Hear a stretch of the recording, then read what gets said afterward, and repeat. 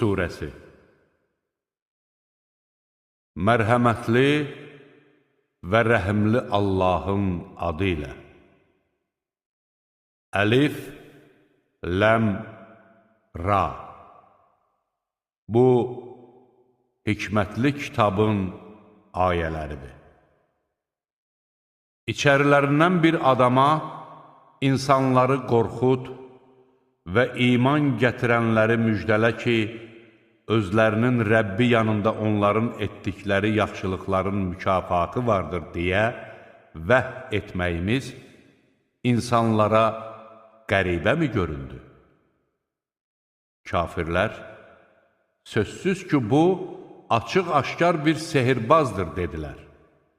Şübhəsiz ki, Rəbbiniz göyləri və yeri 6 gündə yaradan, sonra da ərşə ucalan Allahdır.